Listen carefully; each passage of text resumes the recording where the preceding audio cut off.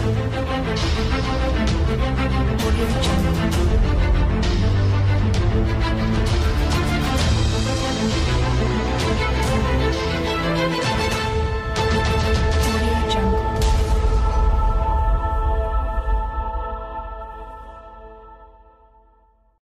Meus caros educandos, aqui quem fala é o professor Guilherme Lemos. Gostaria de trabalhar com vocês dentro desse novo projeto, uma nova ferramenta, uma ferramenta inovadora que chega para você como uma nova alternativa e extremamente viável para uma aprendizagem significativa.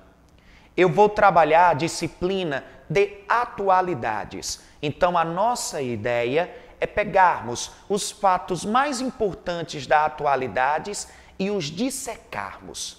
Realizarmos uma aula onde, além da informação, você tenha todo um enfoque histórico e geográfico para uma melhor compreensão dos mesmos. Não esqueçam que essa aula de atualidades ela está ligada à disciplina e à área de humanas, das ciências humanas e suas tecnologias. Ou seja, a atualidades está no bojo de geografia, história, filosofia e sociologia.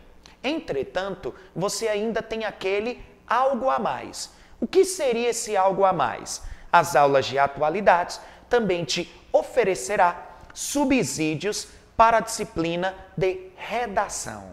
O que significa dizer que a maioria dos fatos da atualidade que nós trabalharemos estarão possivelmente nas propostas de redação que vocês irão encarar, tá bom? Vamos iniciar trabalhando um tema extremamente polêmico a nível nacional e que obviamente repercutiu a nível também global, porque queira ou não, tornou as relações diplomáticas entre Brasil e Indonésia mais difíceis, o que significa dizer que as relações diplomáticas entre os dois países estão um pouco estremecidas. Sem dúvida alguma, o evento que será o tema da nossa aula de atualidades hoje é a pena de morte ou pena capital e o caso Marco Ache.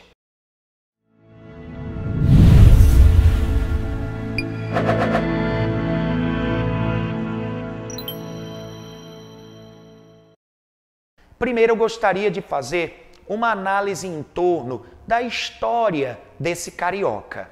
Marco Ache Cardoso Moreira foi executado agora no último dia 17 de janeiro. Através o método de execução utilizado pelo governo indonésio foi o fuzilamento. E ele foi fuzilado no dia 17 de janeiro, um domingo, no Brasil, às 3h30 da tarde, aos 53 anos, tá bom? O Marco Ache trabalhava como instrutor de voos panorâmicos, utilizando, obviamente, como voos turísticos, como equipamento, a asa delta.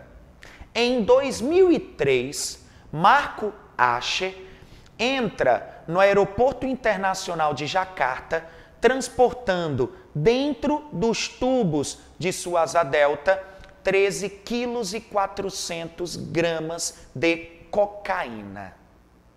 No momento em que passou pela revista dentro do aeroporto, o policial indonésio identificou que a coloração dos tubos da asa delta estava diferente no espectro do visor.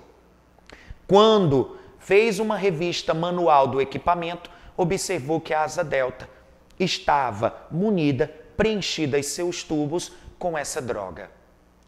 O Marco Ache ainda conseguiu fugir e ficou 15 dias foragido, até ser capturado pela polícia indonésia. Julgado em 2004, as leis da Indonésia são claras. Para o crime de tráfico de drogas, a pena é capital. Paga-se com a própria vida. O fuzilamento, como todos sabem, a pena capital foi executada pela polícia indonésia e eu acredito que ela foi extremamente cruel. Em que sentido? A Anistia Internacional define o crime cometido pelo Marco Ache, o tráfico de drogas, como um crime não violento.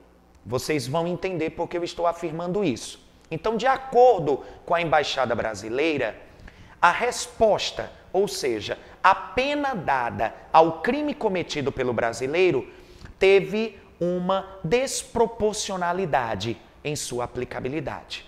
Tá bom? Então, o fuzilamento ocorreu. E a maneira como ele ocorreu também merece a sua atenção.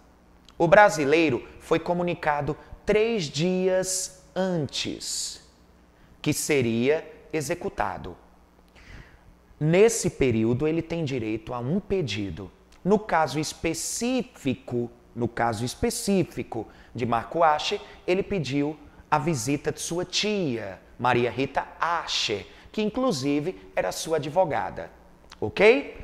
Essa tia, além de cartas, de mensagens de familiares, também levou uma refeição, ingredientes para uma última refeição por parte de Marco Ache. No domingo, enfim, sábado na Indonésia, domingo no Brasil, a execução foi realizada. Ele é comunicado da mesma no dia 3 horas antes. Um líder religioso realiza uma oração e Marco Ache tem o direito a um banho ou não. Na hora exata da execução, 2 policiais indonésios o encaminham para fora da prisão. Não esqueçam que essa prisão ficava no sudeste de Jacarta, tá bom? Na ilha da Indonésia, em sudeste da capital Jacarta, onde fica o presídio de Buzangacan. Foi nesse presídio que Marco Ache estava preso desde 2004. O que significa dizer que Marco Ache pagou mais de 11 anos de prisão até ser executado. Tá certo? Os 2 policiais o levam até um terreno descampado ao lado do presídio, onde estão 13 policiais da elite indonésia, todos solteiros, sem grandes vínculos familiares. Existem dentro de uma caixa 13 armas. E essas armas estão dispostas de maneira aleatória.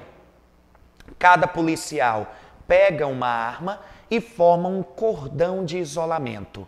Esse cordão fica a uma distância de 5 a 10 metros do condenado, do criminoso, que está com as suas mãos amarradas e seus pés também amarrados a um mourão, a uma estaca de madeira. Escolhe ser vendado ou não. O comandante, lembrando que além do comandante existe um advogado e existe um médico que acompanha a execução. O comandante aciona os disparos, mas lembrem-se, das 13 armas, 10 estão sem armamento letal, o que significa dizer que apenas houve-se um estampido. Apenas 3 armas estão com munição de fato letal. Tudo isso para que os policiais não identifiquem qual aquele que praticou o ato, que executou o criminoso. Após os disparos, o médico vai até o criminoso para atestar o óbito. Se caso o criminoso ainda apresentar sinais vitais, o comandante que acionou os disparos se aproxima do mesmo e dá um tiro de misericórdia na cabeça. No caso específico do brasileiro, o mesmo escolheu ser vendado e não houve a necessidade do tiro do comandante, visto que através dos disparos o mesmo chegou a óbito. Tá bom? O que eu queria aqui era que nós realizássemos uma análise. Primeiro, porque além de Marco Ache, existe outro brasileiro. Em 2005, também preso pelo crime de tráfico de drogas, está o Rodrigo Goulart, um camarada que também foi preso pelo crime de tráfico de drogas em Jacarta, mas ele transportava 6 quilos de pasta base de cocaína escondidos em 3 pranchas de surf. Lembrem-se que a família, bem como alguns médicos, estão tentando comprovar a esquizofrenia do mesmo. Caso comprovada, Rodrigo Goulart, de acordo com as leis da Indonésia, não esqueçam do direito de soberania, o crime foi cometido em território indonésio, então vale as leis do país. O Rodrigo Goulart, caso seja comprovado que ele é esquizofrênico, não será executado. Porque ele tem direito a um tratamento psiquiátrico, tá certo? Eu queria fazer uma análise profunda em relação a essa aula, porque nós estamos falando de um marco da história do Brasil.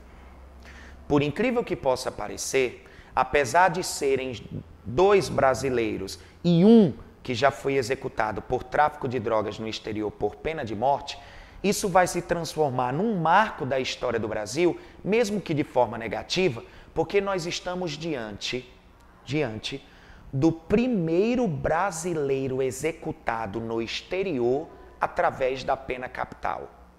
E não esqueçam que Marco Ache Cardoso Moreira, esse carioca de 53 anos, foi o primeiro ocidental executado pelo governo indonésio em toda a sua história.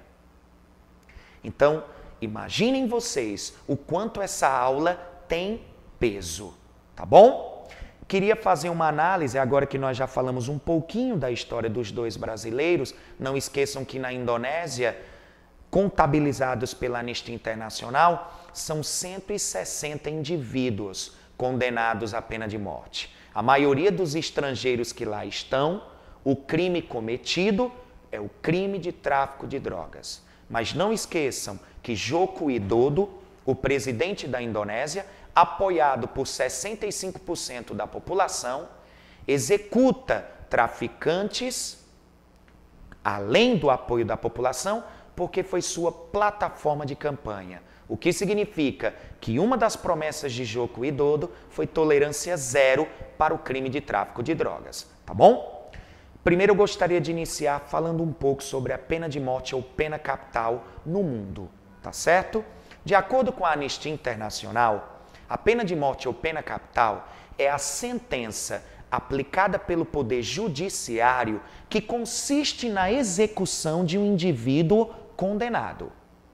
Vocês interpretaram essa definição percebendo que a pena de morte ou pena capital é um ato de justiça. O que significa dizer que a pena de morte é um recurso legal. Seria a pena máxima para um crime cometido, tá bom? Essa seria a definição da pena de morte. Não confundam, porque muita gente, por exemplo, pega alguns episódios históricos, como por exemplo o nazismo e o Holocausto, e interpretam aquele período como sendo um período em que a pena de morte foi aplicada em massa. E na realidade nós temos uma diferença profunda. O Holocausto eu não posso interpretar como sendo um período em que a pena de morte foi massificada, porque o Holocausto nada mais foi do que a eliminação de pessoas julgadas indesejáveis por quem estava no governo. Então ali configura-se um ato arbitrário. A pena de morte é considerado um ato de justiça.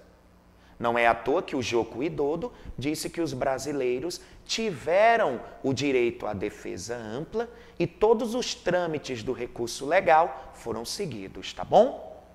O que me preocupa é que quando você fala em pena capital, o que significa capital? Ato sumário, morte rápida, sucinta, instantânea. E através dos métodos de execução ainda utilizados por esses países, a gente observa que essa morte não é rápida, não é instantânea. Muito pelo contrário, ela é dolorosa. E aí eu cito para vocês os principais métodos de execução. Observem, por exemplo, na Arábia Saudita, ainda há a prática das decapitações. No Irã, ainda há a prática dos enforcamentos, como no Iraque. Além da decapitação e do enforcamento, eu tenho a eletrocução. Eu tenho fuzilamento, no caso da Indonésia. E eu ainda tenho, o que na minha opinião eu acredito ser a forma menos dolorosa, que é a injeção letal. Mas lembrem-se vocês que a substância produzida para que a execução de pena de morte seja realizada através da injeção letal, essa substância ela é produzida pelos países europeus, em sua maioria. E todos os países da União Europeia ratificaram, dentro do corpo de leis que o bloco econômico segue, o respeito aos direitos humanos. E geralmente os países europeus têm se negado a exportar essa substância. Então a injeção letal, que é o recurso menos doloroso, ainda está em xeque, porque países que executam por injeção letal ainda têm dificuldade na produção ou importação dessa substância, tá bom? Antes de mais nada, de citar os 5 métodos de execução, eu gostaria de fazer um apanhado em relação às estatísticas, tá bom? Hoje, de acordo com a Anistia Internacional, existem 57 países que ainda possuem em sua legislação a previsão de pena de morte. Um deles, por incrível que possa parecer para muitos que estão me ouvindo, é o Brasil. Mesmo o Brasil não tendo registrado execuções de pena de morte desde que ocorreu a proclamação da República em 1889, e aí a gente se lembra que durante a ditadura militar, alguém poderia citar, e a ditadura, no governo lá de Costa e Silva, o ato institucional número 5, que queria colocar a previsão da pena de morte para outros casos, vocês não esqueçam que a ditadura militar, há 21 anos, há mais de 2 décadas, esse artigo na nossa Constituição, obviamente, essa possibilidade de previsão de pena de morte foi extinta, tá certo? E não esqueçam que a nossa Constituição Federal de 1988, em seu artigo 5º, define que no Brasil a pena de morte ou pena capital só pode ser aplicada em caso de guerra declarada para o crime de traição à pátria. O que significa dizer que se um soldado brasileiro desertar, abandonar seus compatriotas no fronte de batalha, a deserção, ou passar informações para o inimigo, ou, numa situação mais drástica, passar para o lado do inimigo, empunhar armas contra seus compatriotas, ele pode ter a aplicação, o julgamento pelas Forças Armadas, ou seja, a pena de morte militar. E ele pode ser executado, e no Brasil o método é o fuzilamento. Então não esqueçam, no Brasil, pena de morte em caso de guerra declarada para o crime de traição, que eu chamo de pena de morte dentro do direito militar, tá bom? De acordo com a Anistia Internacional, comentei para vocês, 57 países possuem a pena de morte em sua legislação. O Brasil é um dos, está dentro desse grupo seleto. O que eu não comentei para vocês são os crimes. Quais são os delitos praticados no mundo onde a pena de morte geralmente é aplicada, tá certo? Nesses 57 países. Primeiro, óbvio, o crime de homicídio, tá certo? De assassinato. Eu tenho espionagem, o crime de traição. Eu tenho os crimes sexuais, por exemplo, adultério, estupro, incesto, sodomia, são crimes sexuais que muitos ou boa parte desses 57 países que possuem a pena de morte aplicam para esses crimes sexuais. Eu tenho a apostasia. O que seria a apostasia? Essas nações que são teocráticas, que têm uma religião oficial, caso o cidadão daquele país não siga aquela religião oficial, ou seja, ele renuncia à religião oficial do país, ele pode ser executado através da pena capital, tá bom? Além desses crimes, eu ainda tenho o tráfico de pessoas e a corrupção política. Exatamente. Tráfico de pessoas e a corrupção política pode haver aplicabilidade da pena de morte na China. Entretanto, observem vocês que a China ela não entraria como um dado oficial. Aí você pergunta, Guilherme, a Anistia Internacional não tem contato com essas informações em relação à China? Muito difícil, porque na China a pena capital é tratada como segredo de Estado. Mas informações aí nos bastidores colocam que na China ocorrem mais de 1.000 execuções. Mais de 1.000 execuções, tá bom? O que eu gostaria de colocar, além da experiência chinesa, são os seguintes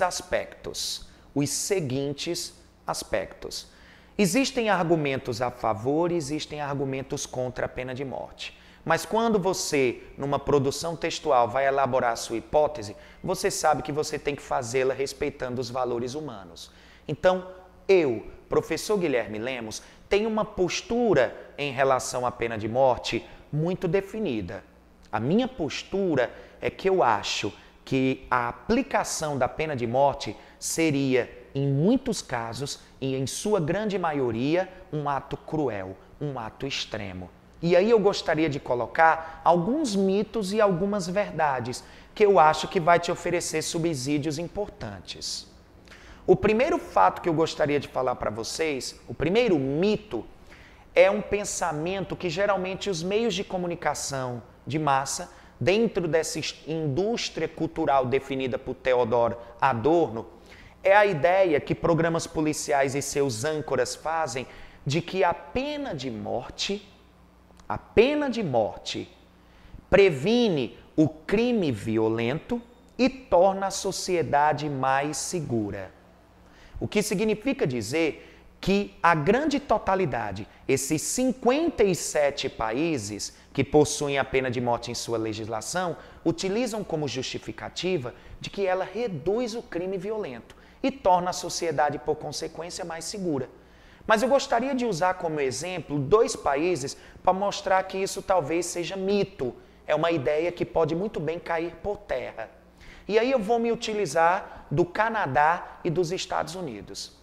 Guilherme, o Canadá e os Estados Unidos possuem uma cultura, um funcionamento dos órgãos públicos diferentes do Brasil. Mas não esqueçam vocês que, por exemplo, no caso dos Estados Unidos, em termos de violência, principalmente no crime violento de homicídio, nós temos aí universos bem parecidos, tá bom? Cenários bem parecidos. Então, por exemplo, o Canadá. A pena de morte era aplicada no Canadá até o ano de 1975. Pressionados pela Organização das Nações Unidas, pela Anistia Internacional, ligada à ONU e que defende os direitos humanos e tenta erradicar, sob qualquer circunstância, a aplicação da pena de morte, o Canadá aboliu a pena capital no ano de 1975. Aí você, se acredita que essa frase, que esse mito é verdadeiro, pensa o seguinte: ora, depois que o Canadá aboliu a pena de morte, com certeza os crimes de homicídio devem ter aumentado em número, em ocorrências. Pois aí eu coloco a ideia em contraposição. Após a abolição da pena de morte, o crime de homicídio, que é um crime violento, diminuiu quase pela metade no Canadá. Diminuiu em 44%. O que eu estou tentando provar com o Canadá é que é possível reduzir o crime violento, por exemplo, de homicídio, sem necessitar da previsão da pena capital. Aí você pergunta, Guilherme, e os Estados Unidos entra aonde? Com essa mesma conjuntura. Os Estados Unidos são formados por 50 unidades federativas, 50 estados. 32 possuem a aplicação da pena de morte. 18 não possuem a pena de morte em sua legislação. E vocês sabem que no caso dos Estados Unidos, do Brasil e de tantos países, o grau de violência é medido através da taxa de homicídios para cada grupo de 100 mil habitantes.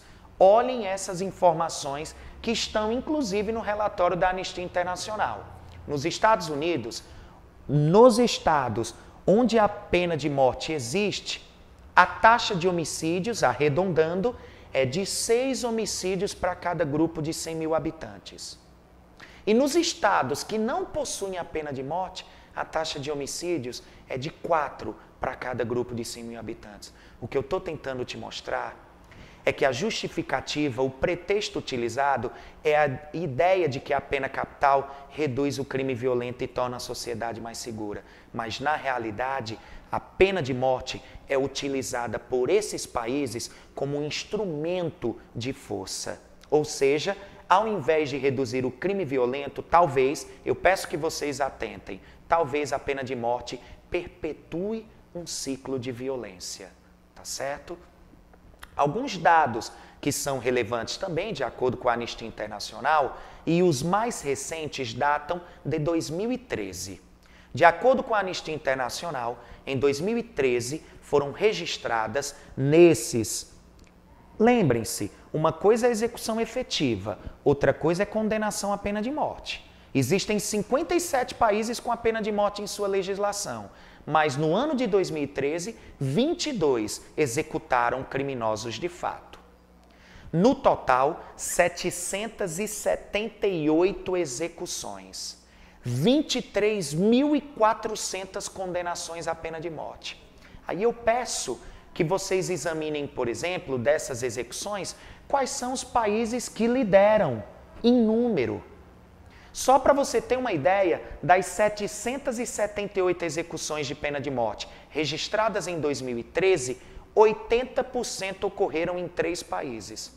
Agora eu vou até ironizar com vocês.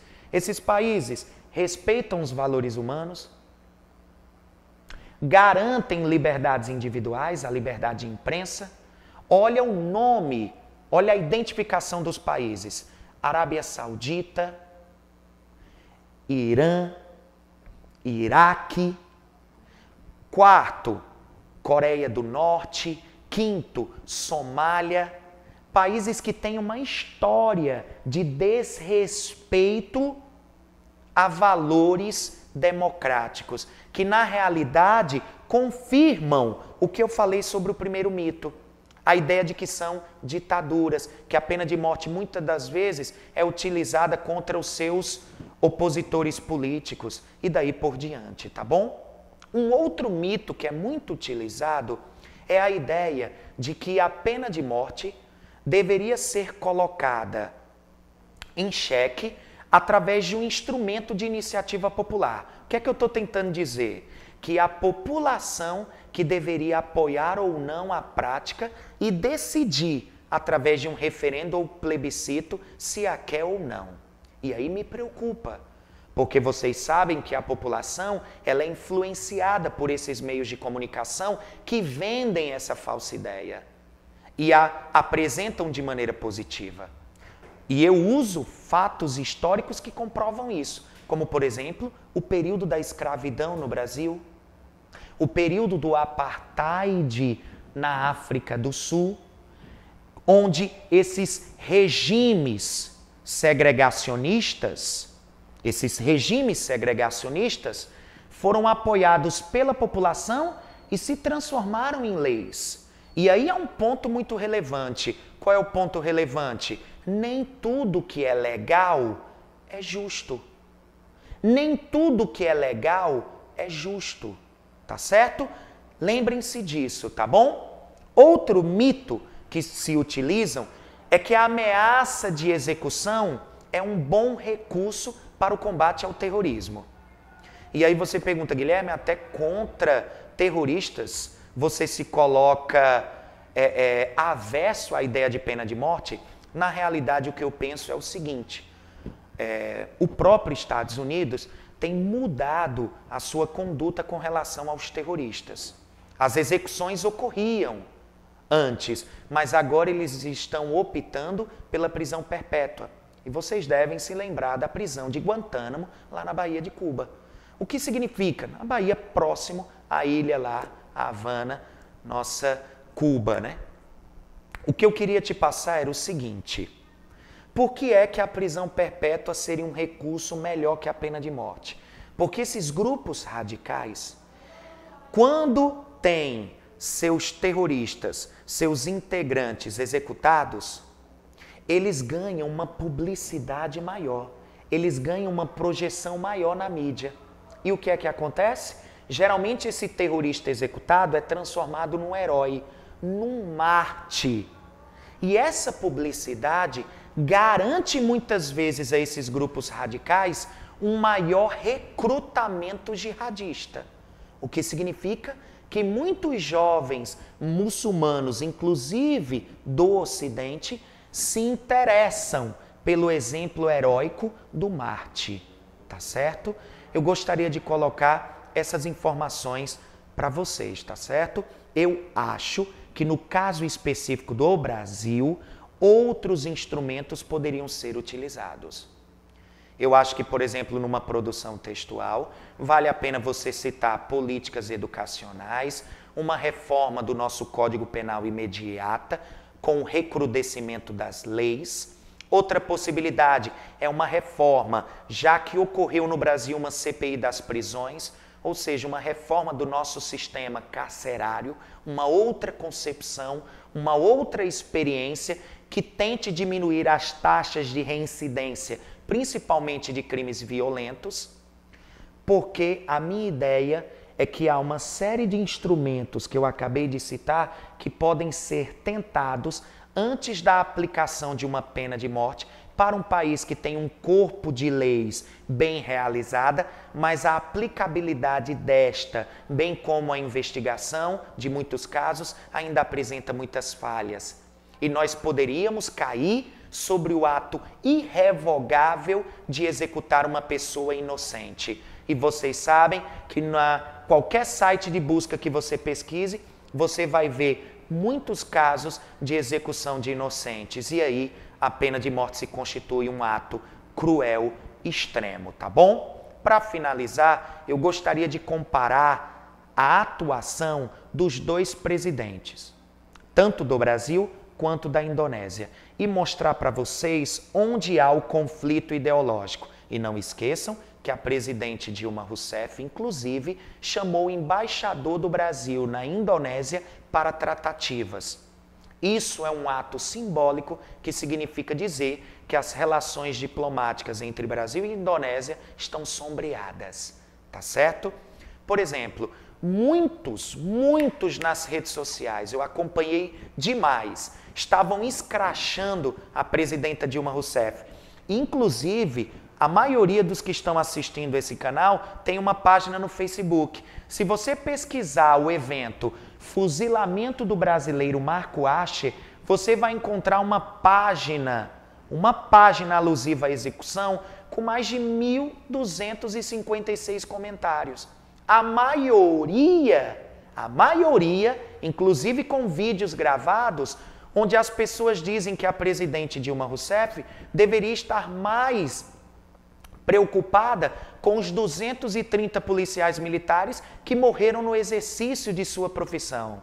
Que a Dilma deveria estar mais preocupada com o escândalo de corrupção, que será objeto de estudo aqui no canal Humanas em Foco, que seria o escândalo da Petrobras, ou Petrolão, né, a sua Operação Lava Jato. Mas, na realidade, eu gostaria que, mesmo com algumas críticas em relação à nossa presidente, fazer um reconhecimento em relação à sua postura. A Dilma, não esqueçam, ela fez num primeiro momento um apelo humanitário. O que significa isso? Antes do crime, Marco Asher era um ser humano, ou seja, um camarada dotado de direitos. Um deles, que deveria ser inalienável, é o direito à vida. Então a Dilma, num primeiro momento, fez o quê? Um apelo humanitário. E não esqueçam, talvez seja uma informação nova que Humanas em Foco te passa. A ideia de que a Dilma estava amparada por um documento legal. Um documento das Nações Unidas chamado Pacto Internacional pelos Direitos Civis e Políticos, onde é pedido aos governos que não aplique a pena capital ou pena de morte para o crime de tráfico de drogas. O pensamento que está lá é mais ou menos o seguinte: as drogas matam. Será que é necessário matar por causa delas?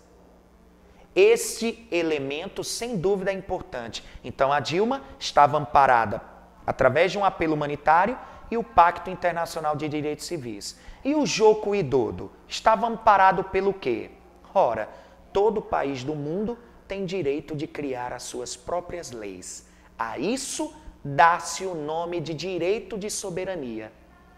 O que Joko Widodo fez? Olha, todo o trâmite legal, todas as leis indonésias e o direito de defesa ampla foi concedido.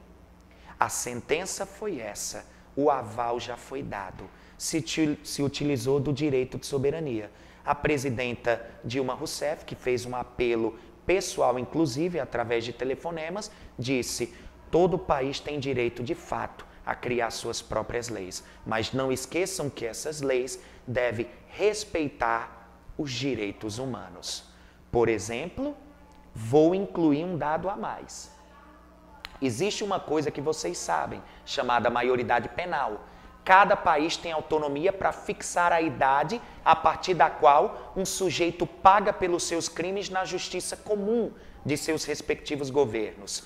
No caso do Brasil é 18 anos. Se você pesquisar o mapa mundi da maioridade penal, você vai ver que varia em alguns países, mas a média são os 18 anos adotados, inclusive em nosso país. E há uma resolução da ONU que diz que a pena de morte ou pena capital não pode ser aplicada, sob hipótese alguma, para menores de 18 anos. O país que o realiza, e nós temos dados que há países que executam menores, estão cometendo uma violação a uma lei internacional.